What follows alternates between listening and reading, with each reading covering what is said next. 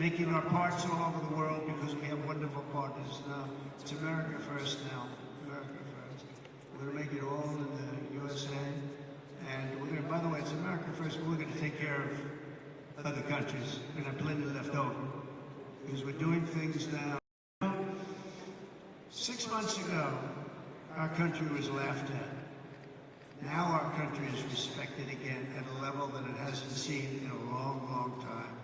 And we're going to keep it that way. And our Air Force will soon have the world's first and only sixth-generation fighter jet, the F-47. Why did they name it 47? Does anybody know? It was a nice thing. But it's quite the plane. They say there's never been anything done, but we're also looking at an increased version of the F-35. I think we're going to call it the F-55, which will be a double-engine plane. I like two engines on a plane. I'm sorry if I say that. But does that make sense to anybody? Does anybody agree, General? Do you agree with that? I like it. Thank you. So many of you, sir, this engine is infallible. No engine is infallible. I like two engines on a plane. Should have been made with two engines. If I were here, you would have two engines, and you would have had a lot of other victories, by the way. What we're going to do, when you think of it, Russia, Ukraine would have never started. October 7th, Israel would have never happened, because Iran, as you know, is broke. They were unable to fund Hamas or anything else. It wouldn't have happened. We wouldn't have had the disaster of Afghanistan, the leaving. We were getting out, but we're getting out with dignity and strength. We're going to keep Udeid Air Base. We're already going to give that up because it's 1 hour away from China. 1 hour. You know who occupies it now? China. The damage that administration did to this country is legendary. Allowing 21 million people through an open border where anybody could walk into the United States of America is something that will never be forgiven. Grossly incompetent and evil, bad people too, bad people.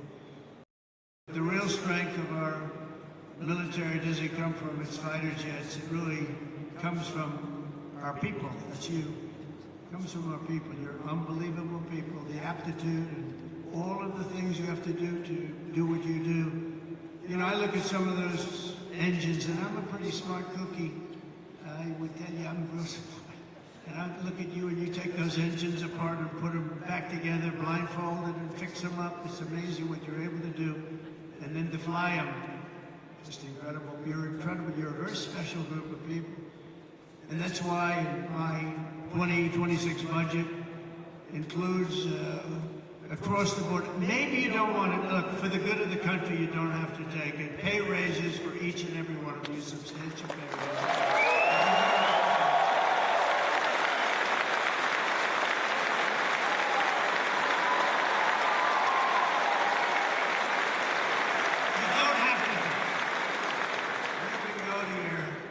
Commanding officer says, sir, I'd rather not take that pay. I love my country, sir. I refuse to take it. Anybody here, raise your hand, please, if you refuse to take it. Well, at least we have smart people. So you do your duty for us, and as Commander-in-Chief, I will always do and fulfill my duty to you. That's what I'm doing. Under the Trump administration, we're liberating everything in our armed forces from really radical social experiments carried out under the previous administration and beyond that, and actually beyond that, and restoring the strong and fierce spirit of the American warrior, the American fighter. On day one, I signed an executive order stopping our service members from being forced to endure endless training sessions on political correctness. We don't care if you're politically correct. And I directed the reinstatement of all patriots expelled from our military by the COVID vaccine mandate, which should have never happened, to being returned at their former rank with full pay. Very important. After years of not making our enrollment targets, to me this is the biggest thing. Our military suddenly has the best recruiting numbers that perhaps they've ever had, but certainly in 30 years. Think of that. You go back 6 months ago, we couldn't get people to join the military. Nobody wanted your job.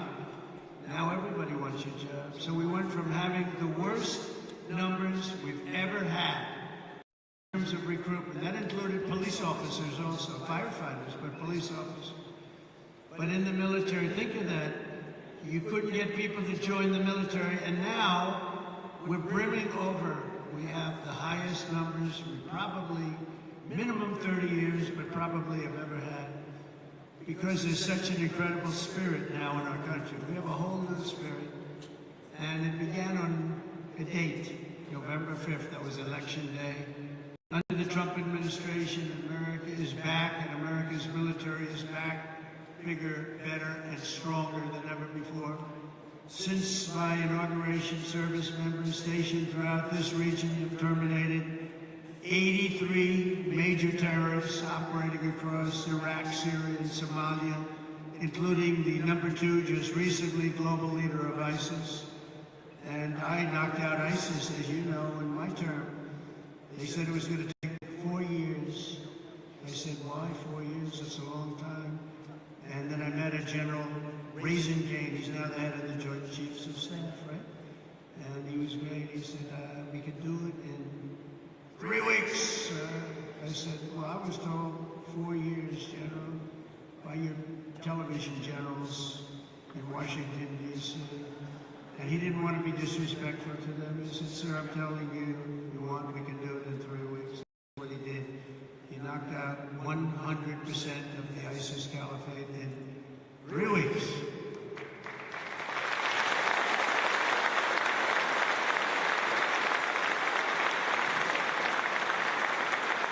Should I tell you a little long, boring story about that? Yeah. Okay, some of you have heard it because it's sort of a cool story, but I was wondering why we couldn't defeat, ISIS with this great military, all these great jets that we have, new all over the place, the best in the world, the fastest, the best. And I went out and I said to a certain general, Washington, D.C., a television general, not much of it. There's a real general on the television. You have the television guys and you have the real generals. And I said, General, how long will it take us? Because it doesn't make sense. We're spending a lot of money on defeating ISIS. And they don't have great equipment. They, in many cases, don't even have equipment. They're vicious and they are good fighters. We have to respect that. Sir, it'll take at least 5 years, sir. I said, 5 years? That's a long time. I mean, we have jets, they have knives, and it's going to take 5 years. Yes, sir. I said, I don't really believe that, so I did something that I've never done before. I said, I want to go to Iraq. And I want to meet with the people in Iraq because maybe they're different, but I couldn't understand how a large and powerful terror group could last so long. And so I scheduled a flight, meaning I left at 3 o'clock in the morning. It was pitch black. We left very, very under guard. We traveled to Washington, D.C. There was nobody around. Got to the hangar at about 3:15. Air Force One was waiting for us. Pilots, best looking human beings I've ever seen. Even better looking than Tom Cruise, who's a friend of mine. Okay? These guys were central casting, and they could also fly. And we headed out about 3:30 in the morning, pitch black. We headed for Iraq, and nobody knew I was going. Nobody. And we're flying, and we're starting to get close, and they come to see me and they say, sir, we have a problem. What? We're flying over enemy territory very soon, sir. Could we please turn off your lights? I said, my lights? We're flying in Air Force One. We just spent trillions of dollars on fighting, and you can't fly in with lights on?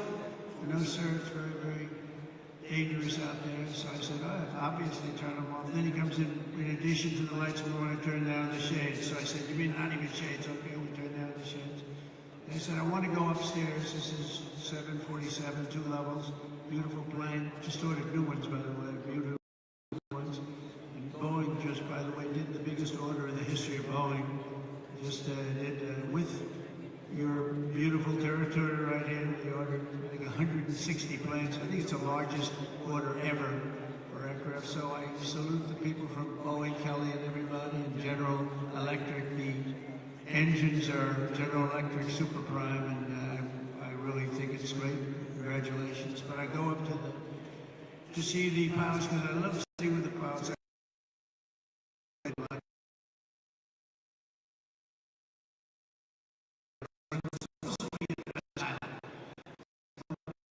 By the way, but it seems to be, I have no complaints. We land, it's like always landing on glass. I've had pilots where when you land,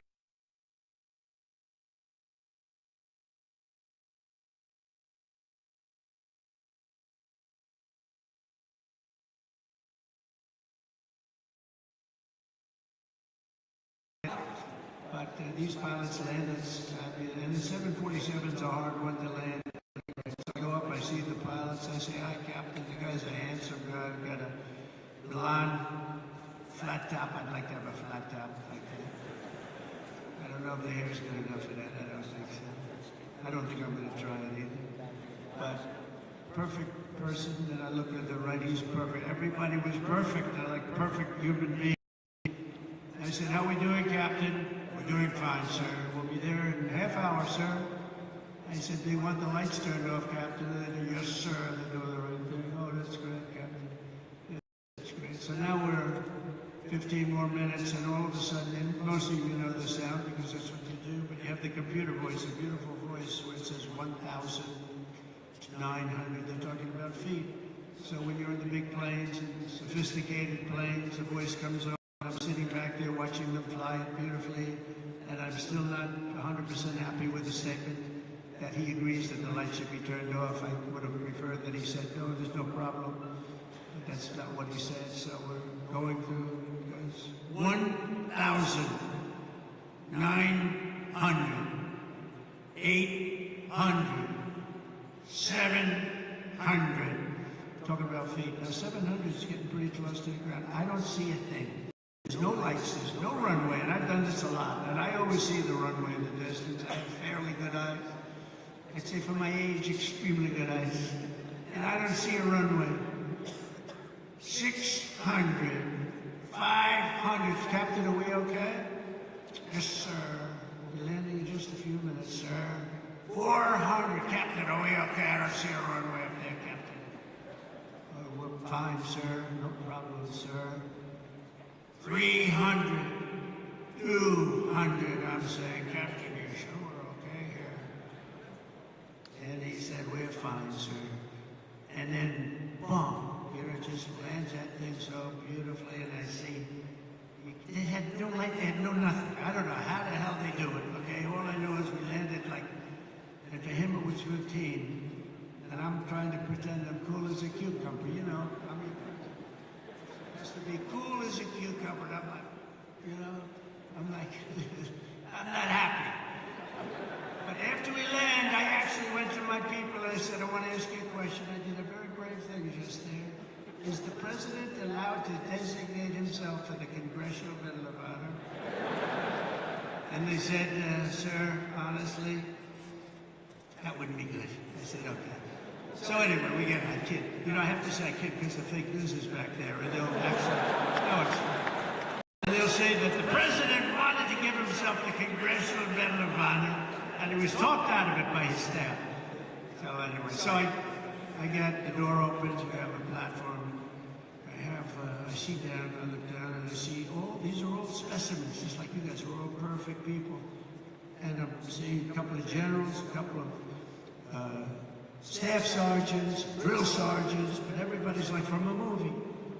And I walk out of the plane, meet the first gentleman, and I said, what's your name? He said, Kane, sir, my name is Kane. And I said, hello, Kane, what's your first name? Well, they call me Raisin. I said, wait a minute, Raisin, you mean like Raisin King? Yes, sir, that's what they call me. General, I love you, you're the guy I'm looking for, General. You're the guy I'm looking for. So it's Raisin Kane. It's Daniel Kane, but Raisin Kane, they call him. Then I met another general, I met a colonel, I met a sergeant. They said, sir, would you like to rest? He said, what do you mean rest? I've been resting in the plane. I don't want to rest. What do I have to rest for? He was thinking about Biden to come, okay? Biden would have rested the entire trip. He wouldn't, first of all, he wouldn't have made the trip. But if he landed, he would have been rested for about 5 days before he had the first meeting. I said, no, let's go have the meeting because want to find out what's going on over here. We're spending a lot of money, and people are being killed. I want to find out what's taking so long, so let's go right away. So we went to almost like just a very secure room that was in the form of a boardroom. Very professional, however. It was very highly sophisticated with the equipment. Best you can buy. We have the best you can buy all the time. But I went into the room and I said, General, so they tell me in Washington it would take 4 to 5 years to defeat ISIS. And I want to know from you, is that true? Is that, sir? But it's not my place to say, sir, because they are the ones that call the shots. I said, well, if you disagree, it's not the military way, sir. You have to listen to them. That's the chain of command. I said, oh, that's great. I'm not sure I like that system. But how long do you think it would take you if I gave you total authority to go and knock the hell out of them? So it would take approximately 3 weeks. I say it again, General. Go 5 years. Sir, it'll take 3 weeks if you have time left over. I said, you gotta be kidding me. Where the hell have you been? And then it was really a disbelief because I said, I've been here for so long. We've been fighting it. How long were we fighting? 18 years or something? And here's the guy telling me 3 weeks. So I said, General, how do you do it in 3 weeks? He says, well, sir, I don't like saying this because I do have people in Washington, but I'm going to say it. We have portable stations, we have portable runways, we have runways all over the place, we have other bases, and we're being forced to fight them from a very far away distant base, which is right here. And by the time we get there, we have to come back because there's no fuel. We're way too far away, sir. And they're over here, and he shows me a map, and we're over here, and we're all the way here, sir. I said, why didn't they use the other bases? Well, they didn't want to disturb the country where those bases were located. I said, we give those countries billions of dollars. We can disturb them a little bit. They wouldn't know what we're doing anyway. Are they going to know where the planes are going? Not really, sir. I said, so what would you do different? He said, well, sir, I'd start from here, and he went through a whole thing. And I'd hit him from the left. I'd hit him from the right. I'd hit him from underneath. I'd hit him from the top. I'd hit him from every angle, sir. I'd hit him so hard and so fast they wouldn't know what the hell is happening. And you think you can do that in 3 weeks? Yes, sir. We're going to have time left over. And I said, let me think about it, General. I went back to Washington, and I spoke to a couple of people, and they said, I don't think so, sir. I think we're talking about years of fighting. And then I called the General. I said, so, General, you still think you can do it in 3 weeks? A lot of people think you can't even come close to that, sir. We'll have time left over. Go do it, General. Go do it. Thank you, sir. And he hit the hell out of him. He hit the hell out of him. And he calls me up. Sir, we have, out of these people, and if you want, I can finish it off right now, sir. I said, well, I don't know, that's a lot. It's a lot of people. Well, these people are not good people, sir. They're not good people. You'll feel better about it. Well, they're not good people, but they're people, aren't they? And he goes, I said, you know what? Why don't you buzz them for a little while, and maybe after a day or two of buzzing them, they'll surrender. They don't know about surrendering, sir. Well, maybe they'll raise the white flag. They don't have a white flag, sir. I said, well, give it a shot anyway. He said, all we're going to do is take a couple of bullet holes in our wings. You guys know about that, right? And I said, well, let's give it a shot. And he calls up and says, let me do the job, sir. I said, all right, do the job. And we defeated 100% of the ISIS caliphate in just a very short little period of time. Totally different. Told in Washington, D.C. by a bunch of frickin' losers. Losers. And that's the beginning. And I took that general and made him the head of the Joint Chiefs of Staff, as I told you. And he's going to be great, and he's highly respected by everybody. Just a different kind of respect. It's a real respect. But we can do our job better than anybody in the world, but you have to have the leadership at the top, And we're doing that. We're finding, we let a lot of 4 stars go. We had more 4 stars. We had, I think, 425 4 stars in World War II, which, by the way, we won. in World War II, we had 187 generals, and we had like 400 generals now, without really a war. And so we made a lot of changes, and we have the best. We have the best. We worked hard to figure the real ones. We want the real generals, not the fake generals, and not the political generals, too. So we have something that's special, but it can show you really what happened. We also just apprehended, as an example, the ISIS terrorist of the Al-Baghdad, the one that caused all of the problems in Afghanistan, caused unbelievable destruction. We lost 13 great soldiers. I got to know the parents and the families of those soldiers, but you know what they don't say is the ones who were so horribly wounded, which were many. And hundreds of people were killed from the other side. I always include that. That should have never happened. That whole mess should have never happened. I think it was the most embarrassing day in the history of our country. And we're not going to have things like that happen anymore. And again, we should have kept the air base. Should have kept it. We let it go. And we left, and it was a very embarrassing moment in the history of our country. That'll never happen again. There are a lot of people that said that Russia went into Ukraine. When they saw that, they said, wow, we didn't think that was possible, but it's not possible any longer, I can tell you. That's another one would have never happened if I were president. Russia would have never gone into Ukraine. All of those things, they would have never happened.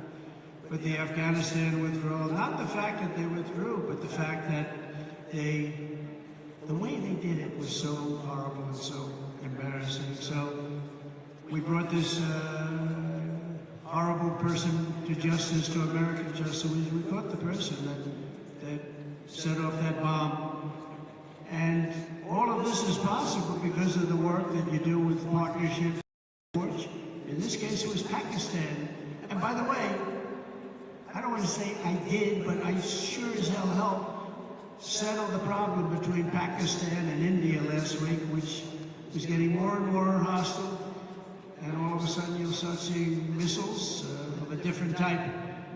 And we got it settled. I hope I don't walk out of here and 2 days later find out that it's not settled, but I think it is settled.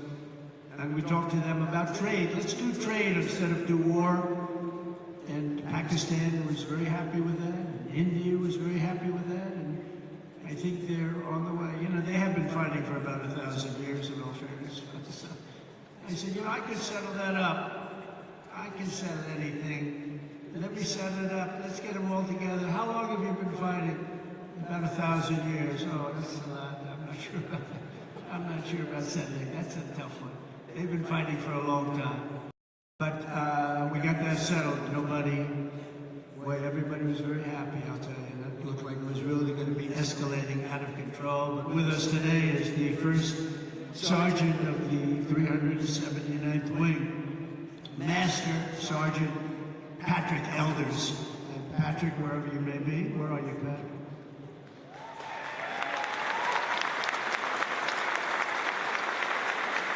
Handsome guy. I'm looking at him from here, and it says after having served 22 years, he's a lot.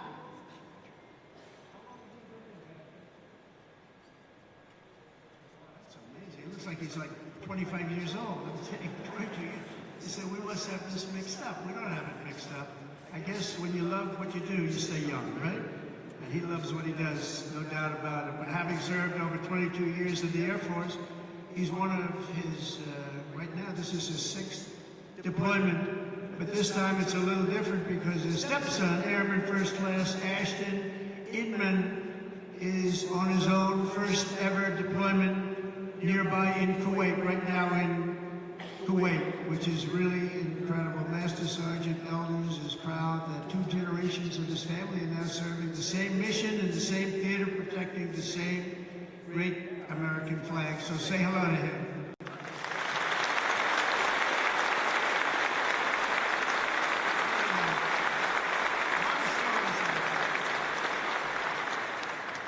A lot of stories like that, and I want to thank Airman First Class Inman also very much. That's a great story. That's a great great story, and we have many of them. I guarantee in this room right now there are many such stories. There are several married couples serving side by side in uniform at this base, including Staff Sergeants Tyler and Paige Duck. Where is Tyler?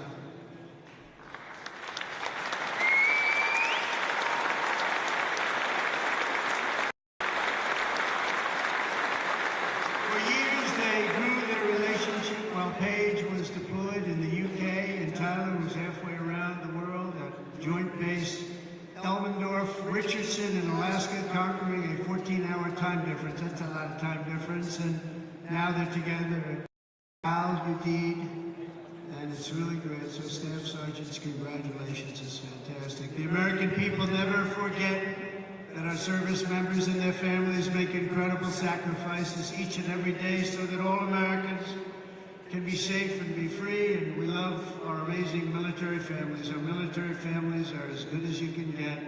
The men and women here today are part of a noble tradition of service that has been passed down from one generation of Americans to the next. And your spirit and courage and sacrifice has always been there when we needed you the most. You're always there when we need you the most. With us today is Master Sergeant Michael Schlow, who happens to be from a small town in a place called Butler, Pennsylvania. Has anybody heard of Butler, Pennsylvania? Michael's a member of the Air Force Reserve as well as Butler County Corrections Officer. And on July 13th, he attended the rally where an assassin tried to take my life. He gave it a shot. Not good. Or someday.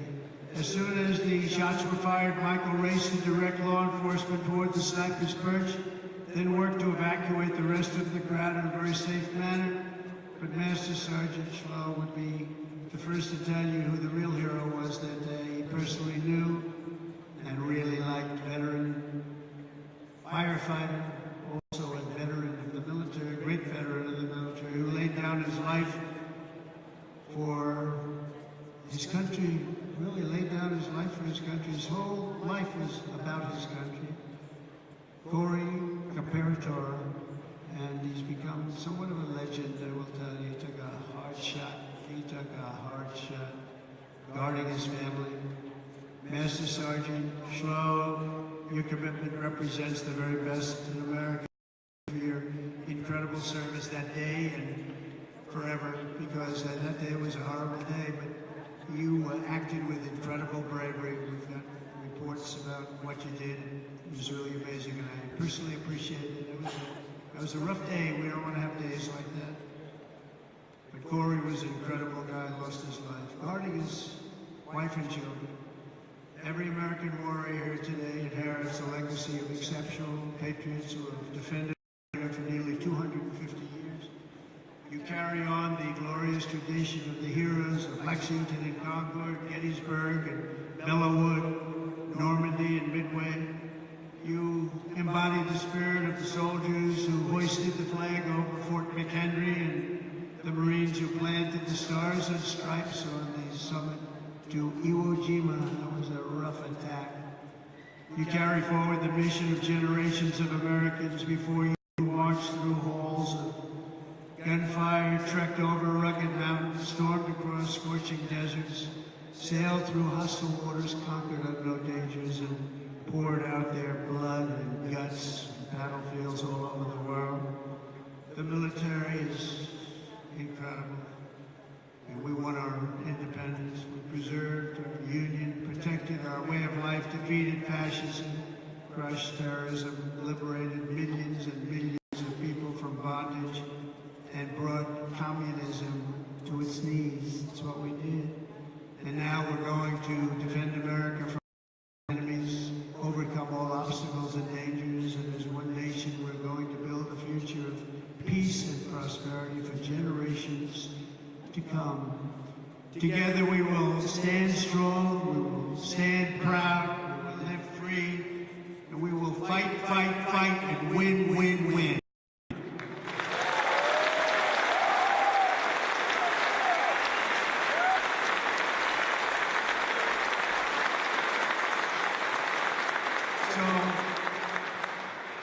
My trip is 4.5 days, but this is the one I was so looking forward to because I'm with the people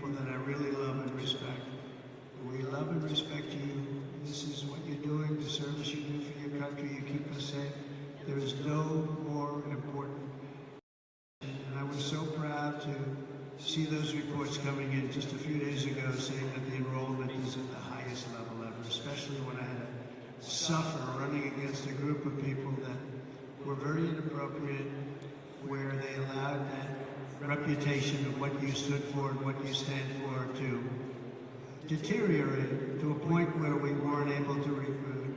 So just remember this, you have a job now that everybody wants. Everybody wants to be doing what you're doing. It's a special job, and I'm so proud. When I saw those numbers come across the board that we set the record for enrollment in the military, and we took that from the exact opposite just 6 months before. I was very, very proud of that. We have a great country. We have a proud country. We have a country that's respected all over the world. And as I said before, a year ago we were laughed at, but nobody's laughing at our country anymore. We're the most respected country anywhere in the world. And thank you very much, and enjoy your lives, and God bless America. Thank you very much.